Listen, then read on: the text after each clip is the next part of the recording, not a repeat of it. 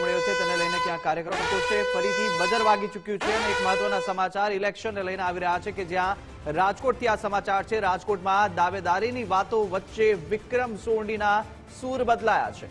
આ તરફ કોંગ્રેસમાં જોડાવાની વાતો વચ્ચે હવે પોસ્ટર વોર જોવા મળી રહ્યો છે અને વિક્રમ સોરણીએ સમાજના યુવાનો માટે ટિકિટ માંગી છે। તો રાજકોટ સુરેન્દ્રનગરમાં સમાજના યુવકોને ટિકિટ આપવા માટે અપીલ કરવામાં આવી છે। સાથે પહેલા કોળી સમાજના યુવકોને ટિકિટ પછી કોંગ્રેસનો કેસ તેવું વિક્રમ સોરાણીએ કહ્યું છે।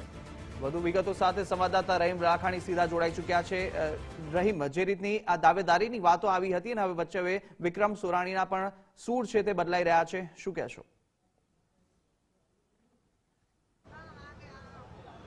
ચોક્કસપણે કુશાગ્ર જે કહી શકાય કે કોંગ્રેસમાં એક તરફ તમાશાણ છે તો બીજી બાજુ જે રીતના ટિકિટ આપવાની જે ચર્ચા તેના જ કારણે રાજકોટ શહેર કોંગ્રેસ દ્વારા એઆઈસીસીમાં જે પત્ર લખવામાં આવ્યો હતો ને તેમાં કહેવામાં આવ્યું હતું કે કોંગ્રેસની બહારના એક પણ ઉમેદવાર છે તેને ઉમેદવારી ન કરવામાં આવે।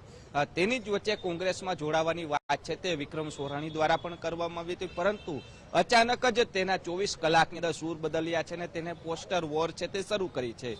રાજકોટ અને સુરેન્દ્રનગરની અંદર કોળી ઉમેદવારને ટિકિટ આપવાની છે તેના દ્વારા માંગ કરવામાં આવી છે ને જો કોળી ઉમેદવારને ટિકિટ આપવામાં આવશે તો જ તે કોંગ્રેસની અંદર પ્રવેશ કરશે। આ પ્રકારનું પોસ્ટરો છે તે વાયરલ થઈ રહ્યા છે સોશિયલ મીડિયામાં। એટલે સૌથી મોટો સવાલ છે, કોંગ્રેસ એક તરફ એમ કહી રહ્યું છે કે તે ભાજપના જે ઉપાધ્યક્ષ છે તેની સાથે સાઠગાંઠ ધરાવે છે ને તેના કારણે આ પ્રકારનું કૃત્ય કરી રહ્યા છે, પરંતુ સૌથી મોટો સવાલ એ છે કે જે રીતના કોંગ્રેસનું કોકડું ગૂંચવાયું છે નથી એક ઉમેદવાર પણ હજી સુધી જાહેર નથી કર્યા, કારણ કે નિરીક્ષણ એ પણ જે સેન્સ છે તે લઈ લીધી હતી, લોકોની જે વાતચીત કરવામાં આવી હતી તેઓએ તમામ પ્રકારના જે રજૂઆતો છે તે કરવામાં આવી છે અને તેની જ વચ્ચે હવે વિક્રમ સોરાણી છે તેના આ પોસ્ટર વાયરલથી રાજકારણ છે તે ગરમાયું છે। એટલે કહી શકાય કે કોંગ્રેસમાં તેને જોડાવાની વાતો વચ્ચે આ પોસ્ટર છે તે સોશિયલ મીડિયામાં વાયરલ કર્યા છે કે તેનો દાવો છે કે જો રાજકોટની અંદરથી કોળી સમાજને ટિકિટ આપવામાં આવશે તો જ તે ભાજપમાં જોડાશે। એટલે કહી શકાય કે જે રીતના પોતાનું નામ ચર્ચાઈ રહ્યું હતું ને